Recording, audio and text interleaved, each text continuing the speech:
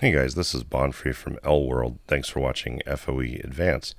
Today I wanted to talk about how I set up for events, how I plan to be able to do the quests even way before an event happens, in terms of just my best practices and habits I've developed over the years that greatly help me get through events quickly, especially when you run into annoying quest lines such as do 38-hour productions, or add population, or add happiness, those types of things. Process oriented, recruiting units, those types of things. Sometimes you really get stuck. And of course, that's what NO wants to do, is give you some challenges and hope that you navigate those and finish the quest line. In some cases, I fall behind on checking in daily, which in itself is problematic for not having to spend diamonds, or less diamonds if you want the big goodies at the end, because NO often incentivizes us to check in daily and get extra resources.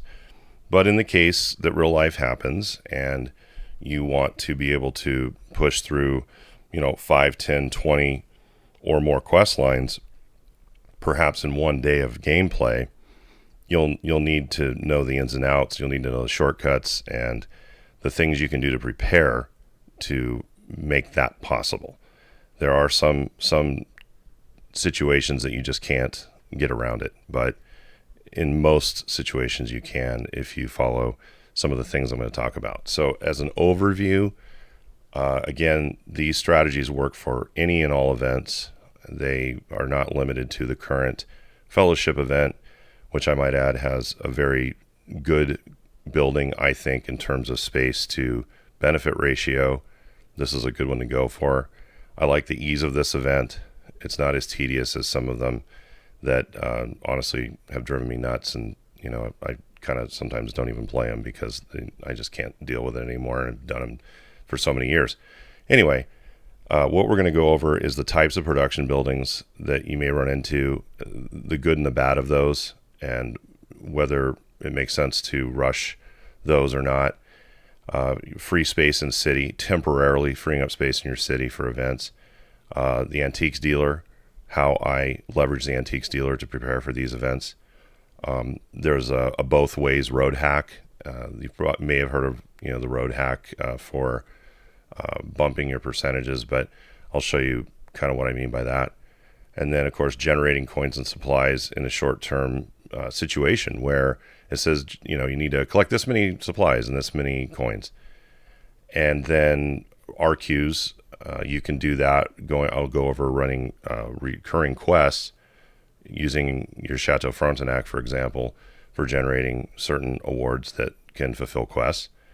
And then reserving sectors in GE or on the map to win certain things, such as units that you need to recruit, coins and supplies, things like that. And also delaying your Traz collections for, again, recruiting units. Some of these are self-evident just in me reading them, but some of it I think makes sense to go through. So hopefully those of you that know a lot of this, maybe there's something you can pick up. For those of you that don't, definitely stay with it. So I'm going to start out by addressing the opportunities we have in the antiques dealer. So in the AD, if your game is anything like mine, you don't always get a chance. That's not the AD, it's over here. That's not a place where I find I'm able to buy a lot of cool stuff. I just, you can see I've got a lot of gemstones and the even more worthless currency, the coins.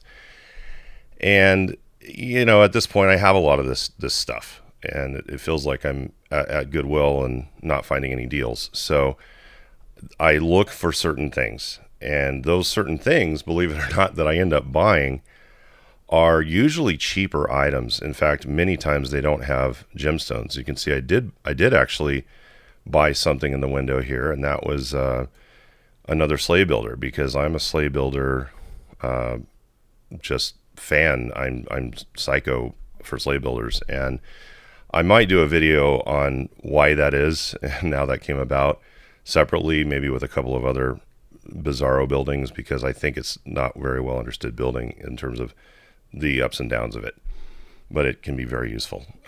So what I do, back to this, is I look for buildings that are generally just coins, and they buff my my happiness, not percentage. They buff my happiness, right? So they're going to be special buildings usually in here that you cannot build conventionally, and they're award type buildings. And the benefit of this is they can add population or they can add happiness generally, and they do it in a very fast amount of time when you build it. This is a 4-second build time. Yes, it produces coins, but I might buy a building like this just to stick in my inventory so that when I need to add population, I can just throw it down and then I can immediately delete it. Now, the ones I mostly go after, because I have another population hack that's way more effective than this, what I really find useful in here are the decorative items that add the happiness, because I can quickly pull those out of inventory, lay those down. So say you get a quest in the event that says, gain X amount of happiness, then you can do that quickly. And there's another way with buying and selling roads, and I'll talk about that too. But what I'll do is, for example, go grab things that I've bought in the marketplace, and I can throw those down and they're worthless to me overall. And then I can just delete them after they add the happiness. So for example, bleachers, I buy these all the time when they come up. They also have like a grandstand one. There's a variety of ones. Obviously you have Face of the Ancients. I tend to not use Face of Ancients or Gate of Sun Gods for the happiness hacks because I'm looking for the upgrades on those through GE. So I don't want to burn these.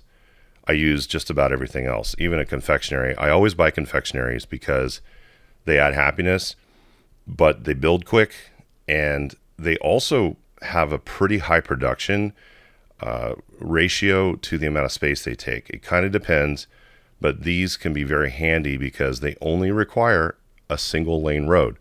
So I'm getting off topic here a little bit, but I love confectionaries, especially legendary ones, because I can drop them into my city, I can store them, I can whatever I need to do, but it only takes one building. And if I'm buying it in my current era, of course, I don't have to renovate old ones, and they do pop up pretty consistently. So not having to renovate these, then when a quest comes up and says complete, 25 productions from current era buildings, I have ways to address that, right? And I can do it quickly. And so probably most people know about building like lower level, like Bronze Age, like hunters and blacksmith. But the thing with that is you can't fulfill the current age quest requirements with those. And so anyway, won't get into that. But what I'll do is go through here and find anything that adds happiness. Here we go. Here's a balloon. Throw it down, I gain 9,000 happiness, delete it, gone. And then that happiness stays. So maybe you do or don't know that. When you add happiness, it's added. You can delete the building right away. It doesn't take it away for the quest. Now there's another little hack here that you can do, which is if you have kind of a more buffed building, like say my level 11 airship, which I stored years ago, but it adds 20,000 happiness. And sometimes my quests are add 25, 30,000 happiness. So I could put this down temporarily, and then it does have to be connected to a road in this case because it's a road building. It builds, then I can store it again. So I would have to use a storage kit to be lazy and not have to put down like 10 of these or whatever, 10 of something. I can just do less activity. So that's one way to quickly and in a prepared way add happiness. Plus, when you buy stuff in the AD, as you know, you're getting the benefit of the castle system. So if I see something that comes up and it's just like this, for example, like a 5% attack boost, I'll grab that. Why not? I mean, I have 900,000 stupid coins. I mean, it gives me 8 towards the castle. So that's another way to use this currency, because I've given up on waiting for really, really cool stuff to come up, which it does once in a while. I mean, I probably see once a month, I'm able to buy something that I'm like, wow, all right, I'll spend 40 gems on that or whatever. But it depends on where you're at in the game.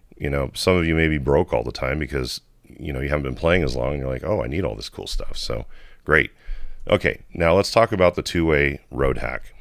So the two-way road hack, as I call it, is just adding roads, but there's a couple of weirdy things about this. So I have a current era road here, right? This is I believe it's a Juno cobble walk. Yeah. So I can't put the same type of road on top of itself and gain happiness. I would either have to delete this road or whatever, which, I'm not going to do. But what the game allows me to do, if I want to add happiness with a lower era road, one or more eras lower, I'm still able to add happiness. I just pick that lower era road and I can lay it down. However, I have to do it one drop at a time. I can't do the arrow thing where you drag it. But what's nice is as I add these, even though I'm doing it one at a time, I'm gaining happiness and it's deleting the old road and selling it. So I'm getting the benefit of that a little bit back in my bank, but I'm also getting the happiness buff. But once I do that, then check this out. I can come back with the higher era road and I could just work this one area or whatever. And then this one, when you put in the higher era, it allows you to do the drag. So now I've got that happiness just adding and adding, right? So that is what I call the two-way road hack. Now, there's some other things I want to talk about. So let's talk about free space in your city real quick. So I generally will store what I would consider less valuable buildings when we approach an event that I'm going to play. So I've freed up this area by storing buildings. I also use this for various things. I just have I forgot to delete that earlier. I was leaving this here because this is yet another way to fulfill quests. If a quest comes up that says, collect certain amount of supplies. Well, I was going to delete this building anyway, but I can leave it there until I need that space. And then I can go and sell it when I need to generate supplies. There's obviously other strategies around that, but now, if I sell it, then I will get back, whatever towards that quest. So that's another handy little thing. So anyway, freeing up a little space in advance, or I can quickly build some production buildings, put down whatever I need to. So let's get going on the next thing, which would be did that. Generating coins and supplies by buying something. Did that. Sorry. Okay. So run our queues for generating coins and supplies. So if you aren't familiar with the benefit of the Chateau Frontenac, that will be something you'll want to learn about. But when you run recurring quests up here, for example, and the thing I'm sad about is that when you get into the higher eras, the unbirthday quest goes away where you can pay coins and supplies and just sit there and rotate and generate tons and tons of quest rewards. And it's pretty fast. FE was my favorite era for that. And that's one of the reasons I still recommend people stay in FE if they like doing recurring quests. But anyhow, to collect those supplies and coins, you can run some of these quests. If you're doing a collection, you can fulfill those, and you may get a supplier coin reward. And of course, the higher your Chateau Frontenac, the higher the reward you're going to get. I also try to pair when I'm going to power through a bunch of quests, I'll start when I won't do my collections until I know I'm going to start that session. So that way I will kind of pick at my city to collect as I go to fulfill quests, hopefully for the event in particular, but I can also shift that up to recurring quests that I can fulfill as I'm doing my city stuff. So I will change the order of which I normally do my collection. Maybe I'll jump over to the map and do some fights, or maybe I'll go to GE. So I will kind of be ready to do whatever I have to do. And of course, I like to power through event quests when GE is going and I haven't just blown through it and finished it, because some quests will come up and say, you need to do 3 GE sectors or whatever. I mean, usually you have an option to do some other stuff, but it's usually not that savory. And I will also leave incidents just sitting around. Now, I know that's not for everybody because the incidents will disappear at some point. There's timers on these. Forge Commander, which I use, actually has a function to tell you how long they're going to last, which is pretty cool. But I rarely use it. I just kind of leave things sitting around. And as you know, like right now I only have maybe these two. I'll go ahead and collect these. As you collect, other ones might pop up as a result. So, because when you're stuck on a quest that requires incidents, it just sucks because you can't control that. You can't do any amount of planning or preparation other than just letting them pile up in your city and hope that there's enough when you get back, or when you need to do that quest, or they pop up as you consume them. So that's just a potential gotcha. So going to go on to reserving map and sector encounters. I did speak to this a little bit with GE, and maybe not going all the way through really quick, especially when you're trying to power through these things, but also leave map sectors open.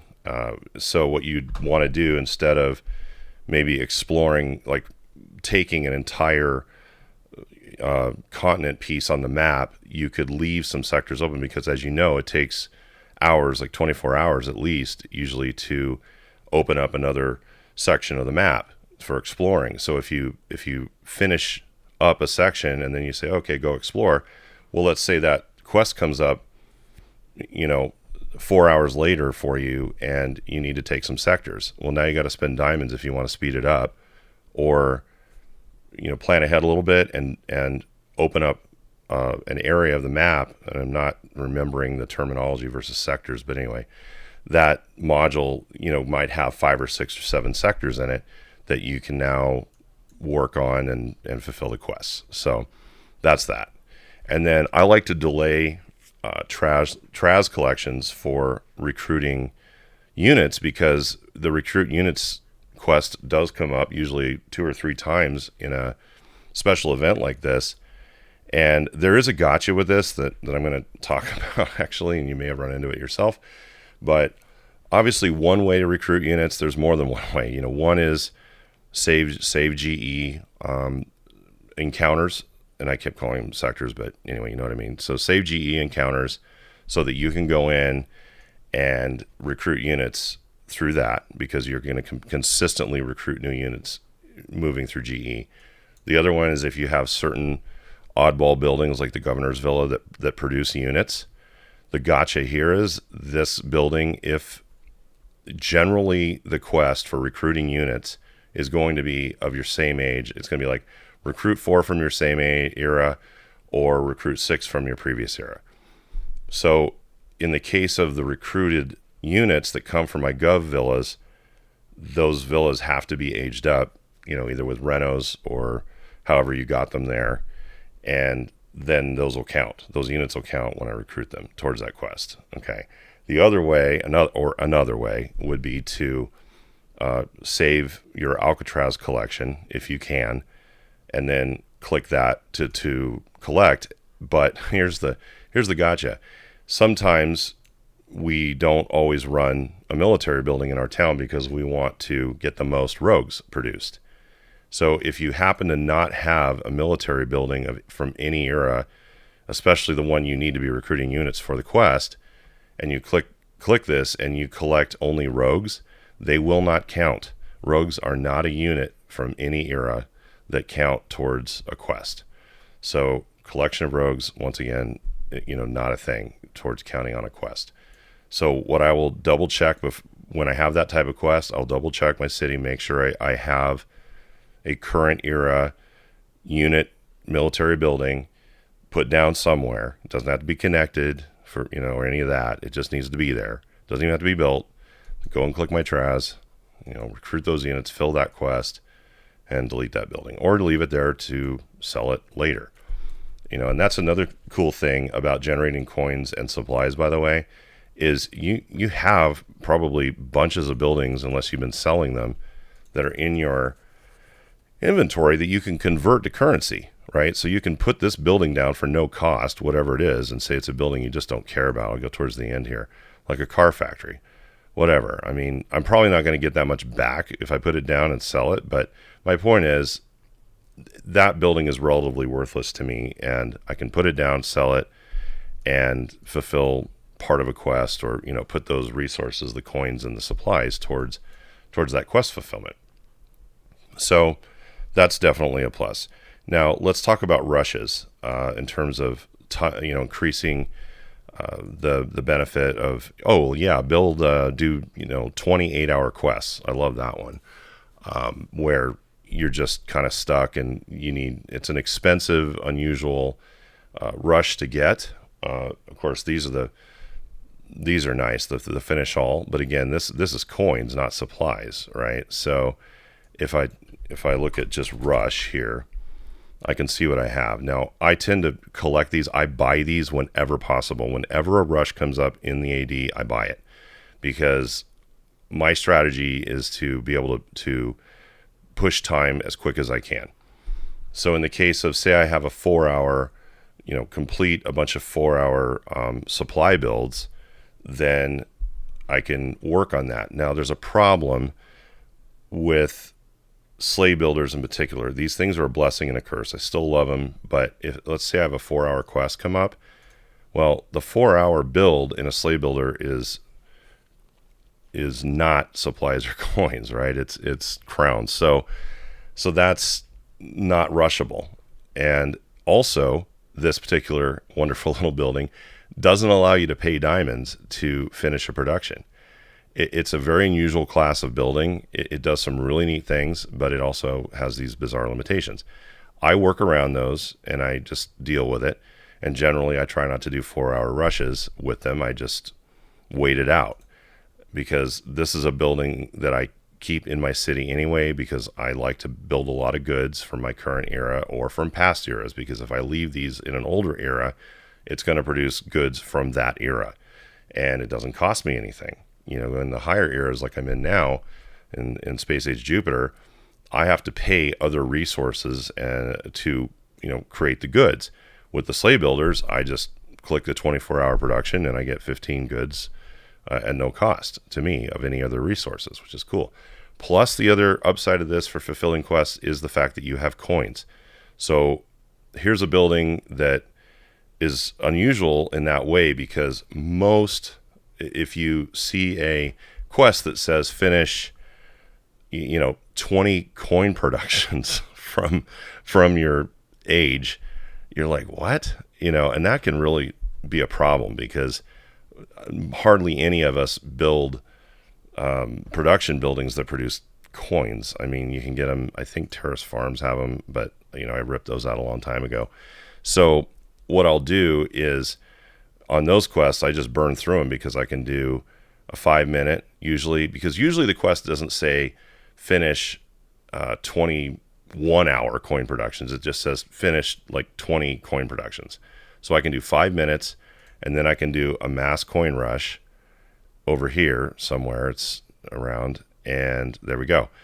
There is no 5-minute coin rush that I know of in the game, so I just burn a 1-hour one, and then I move on. Or I can just wait 5 minutes. So that's really handy in the case of the sleigh builders, because they will respond to rushes from the coin and supply standpoint. So that's what that is. And I'll probably do some separate videos on that. Trying to think if there's anything else that I didn't, oops, that's not the right note, that I didn't really address in this, but I think most of it is there. In this, what I just went over. Oh yeah, there was one more thing I didn't mention, and that is another item that may come up in the AD that you can buy, especially if you are at a point in your journey where you may not be producing enough supplies to really quickly fulfill these quests that you're trying to blow through. Definitely use the percentage, the boosts. Okay, so I coveted these when I was earlier in the game, or when I was preparing to move up to another era to graduate. A lot of times you need a ton of supplies on hand, and depending on whether you've had a supply focus or not, it can really affect this. So, or really affect a lot of things actually. So what I would do is, if I knew we're coming into a cool event that I want to do, and I want to fulfill the supply requests, I'll wait to do my collections. Then you can apply these boosts if you have them. Of course, there's another way to do that, and I'll show you that in a minute. However, bear in mind, the supply boosts only boost supply productions on collections from buildings that are supply production buildings, not special buildings. So yes, my abandoned asylum, is going to throw out, sorry, not, no, it's not. It's not going to throw off supplies. My Wonder Wheel, sorry. My Wonder Wheel is going to throw off 342,000 based on, the level of that building in the era, right? So if I do a 100% boost, it's not going to double that. It's only going to double or 100% buff from a production building that is producing supplies. So, and only that's what it does, So I don't have any of those really, because I don't have any confectionaries down in my city right now, and I don't need to. I have plenty of these. But if you're at a point where you want to be collecting more for the quests, or just in general, you want to be storing more supplies, then use those buffs when you collect. And by the way, the ones in your inventory, they stack. So you could actually, if you maybe went through a season where you were preparing to go to another level in your research tree, and you needed to generate 4 million extra supplies to get through the tech tree, you could temporarily build a bunch of supply buildings that are good output, and then stack these when you collect. Plus you've got the tavern shop where you can pay for supply boosts or coin boosts in here. So that can be very helpful. The thing I don't like about these is that, for a fairly high amount of currency and, tavern silver, you're only getting 60%, and it ties up your boost window for 24 hours. So that kind of blows. So I kind of, when I see those boosts come up for sale in the AD, I grab them, just because they make me feel good and they work. But I don't use them that much. So I think it's just an old habit. But plus, it gives me castle points. So anyway, I hope this has been helpful. There's always a lot of little things to this game. Please subscribe if you haven't, and like the video, comment, ask questions. I probably hosed up a couple of statistics in this game. If you catch something, feel free to make a comment. But I think for the most part, I was speaking accurate truth. But anyway, I hope you guys have a good time playing the game and the rest of this event, and we'll talk soon.